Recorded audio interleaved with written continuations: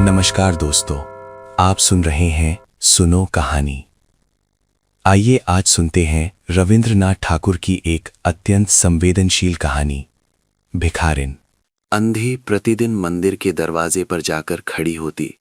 दर्शन करने वाले बाहर निकलते तो वह अपना हाथ फैला देती और नम्रता से कहती, बाबूजी, अंधी पर दया हो जाए।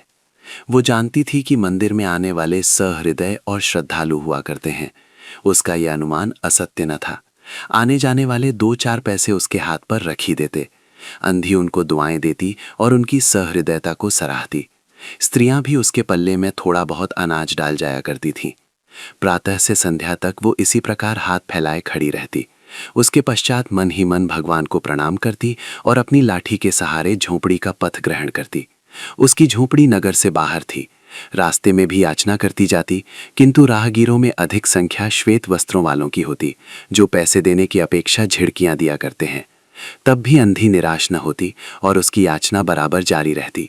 झोपड़ी तक पहुंचते पहुंचते उसे 2-4 पैसे और मिल जाते। झोपड़ी के समीप पहुंचते ही एक 10 वर्ष का लड़का उछलता कूदता आता और उससे चिपट जाता। अंधी टटोलकर उसके मस्तक को चूमती।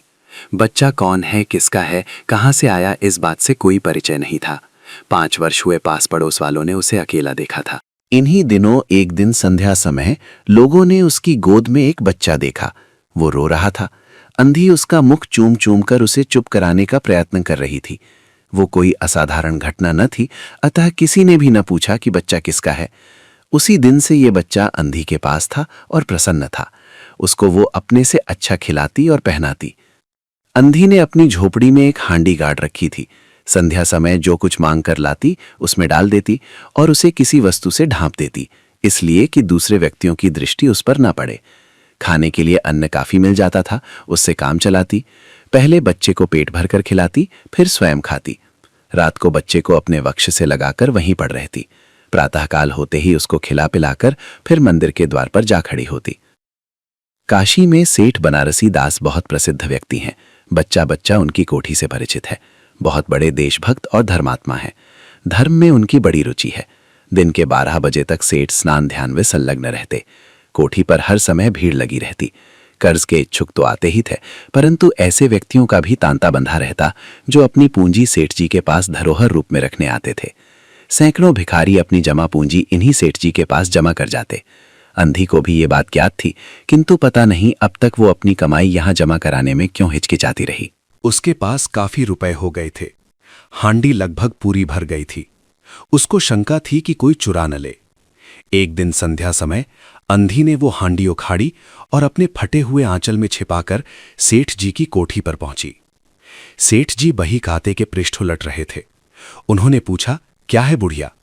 अंधी ने हांडी उनके आगे सरका दी और डरते डरते कहा, सेठ जी, इसे अपने पास जमा कर लो। मैं अंधी अपाहिज कहां रखती फिरूंगी। सेठ जी ने हांडी की ओर देखकर कहा, इसमें क्या है?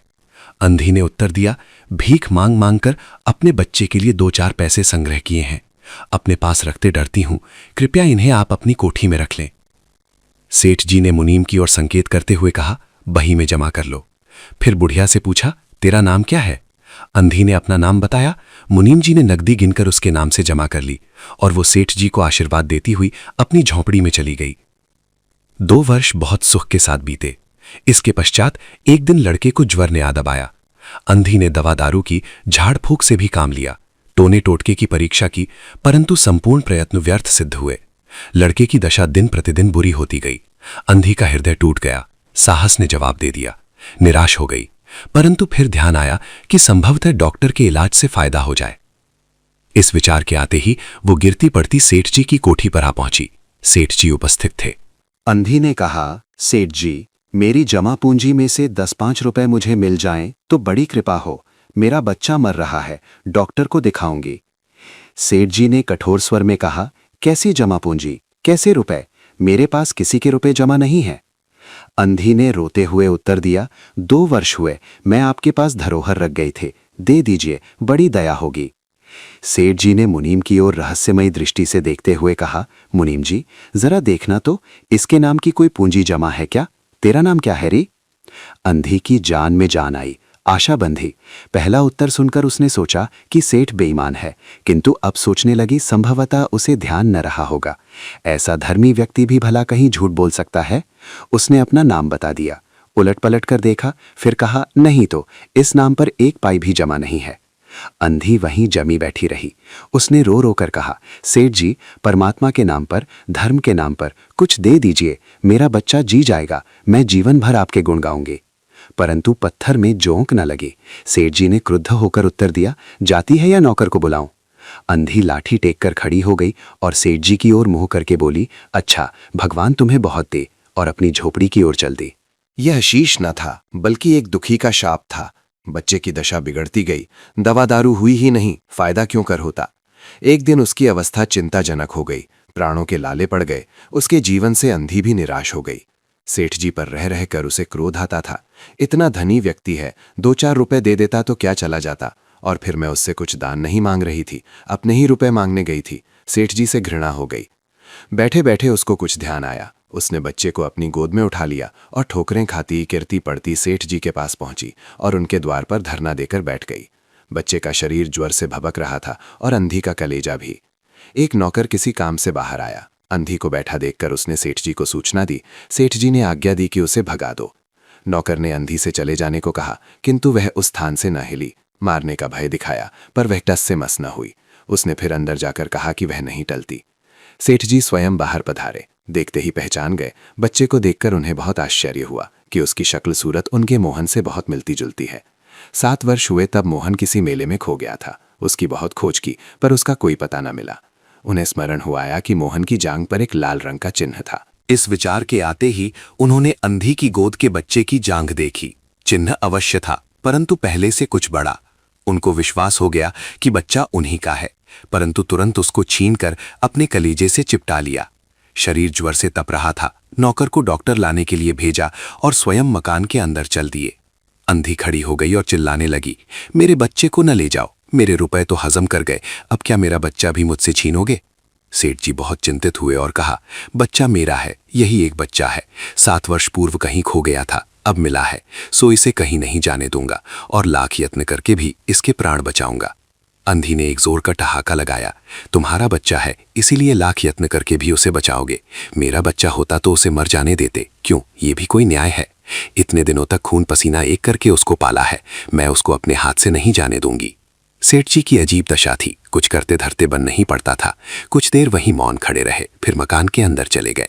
अंधी कुछ समय तक खड़ी रोती रही, फिर वो भी अपनी झोपड़ी की ओर चल दी। दूसरे दिन प्रातःकाल प्रभु की कृपा हुई, या दवा ने जादू का सा प्रभाव दिखाया। मोहन का ज्वर उतर गया। होश आने पर उसने आंख खोली तो सर्वप्रथम शब्द उसकी जबान से निकला, माँ। चहूं और अपरिचित शक्लें देखकर उसने अपने नेत्र फिर बंद कर लिए। उस समय से उसका ज्वर फिर अधिक होना आरंभ हो गया। माँ माँ की रट लगी हुई थी। डॉक्टरों ने जवाब दे दिया। सेठ जी के हाथ पांव फूल गए। चहूं और अंधेरा दिखाई पड़ने लगा। क्या करूं, एक ही बच्चा है, इतने दिनों बाद मिला भी तो मृत्यु उसको अपने चंगुल में दबा रही है, इसे कैसे बचाऊं? सहसा उनको अंधी का ध्यान आया।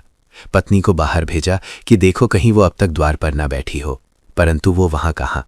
सेठ जी ने फिटन तैयार कराई और बस्ती से बाहर उसकी झोपड़ी पर पहुंचे। झोपड़ी बिना द्वार के थी। अंदर गए, देखा अंधी एक फटे पुराने टाट पर पड़ी है और उसके नेत्रों से अश्रुधर बह रही है। सेठ जी ने धीरे से उसको हिलाया। उसका शरीर भी अग्नि की भांति तप रहा था। सेठ जी ने कहा, बुढ़िया, तेरा बच्चा मर रहा है, डॉक्टर निराश हो गए, रह रहकर वो तुझे पुकारता है, अब तू ही उसके प्राण बचा सकती है, चल और मेरे नहीं अपने बच्चे की जान बचा ले। अंधी ने उत्तर दिया, मरता है तो मरने दो, मैं भी मर रही हूं, हम दोनों स्वर्ग लोक में फिर माँ बेटे की तरह मिल जाएंगे। इस लोक में सुख नहीं है, वहां मेरा बच्चा सुख में रहेगा, मैं वहां उसकी सुचारू रूप से सेवा शुश्रूषा करूंगी। सेठ जी रो दिए। आज तक उन्होंने किसी के सामने सिर न झुकाया था, किंतु इस समय अंधी के पांवों पर गिर पड़े और रो रो कर कहा, ममता की लाज रख लो, आखिर तुम भी उसकी मां हो, चलो तुम्हारे जाने से वो बच जाएगा। ममता शब्द ने अंधी को विकल कर दिया। उसने तुरंत कहा, अच्छा चलो। सेठ जी सहारा देकर उसे बाहर लाए और फिटन पर बिठा दिया। फिटन घर की ओर दौड़ने लगी। उस समय सेठ जी और अंधी भिकारिन दोनों की एक ही दशा थी। दोनों की यही इच्छा थी कि शीघ्र से शीघ्र अपने बच्चे के पास पहुंच जाएं। कोठी आ गई। सेठ जी ने सहारा देकर अंधी को उतारा और अंदर ले गए। भीतर जाकर अंधी ने मोहन के माथे पर हाथ फेरा। मोहन पहचान गया कि ये उसकी मां का हाथ है। उसने तुरंत नेत्र खोल दिए और उसे अपने समीप खड़े हुए देखकर कहा, मां, तुम आ गईं। अंधी भिखारिन मोहन के सिरहाने बैठ गई और उसने मोहन का सिर अपने गोद में रख लिया। उसको बहुत सुख अनुभव हुआ और वो उसकी गोद में तुरंत सो गया। दूसरे दिन से मोहन की दशा अच्छी होने लगी और 10-15 दिन में वो बिल्कुल स्वस्थ हो गया। जो काम हकीमों के जो शानदे, वैद्यों की पुड़िया और डॉक्टरों के मिक्सचर न कर सके, वो अंधी की स्नेहमयी सेवा ने पूरा कर दिया। मोहन के पूरी तरह स्वस्थ हो जाने पर अंधी ने विदा मांगी। सेठ जी ने बहुत कुछ कहा सुना कि वो उन्हीं के पास रह जाए, परंतु वो सहमत न हुई। विवश होकर विदा करना पड़ा। जब वो चलने लगी तो सेठ जी ने रुपयों की एक थैली उसके हाथ में दे दी।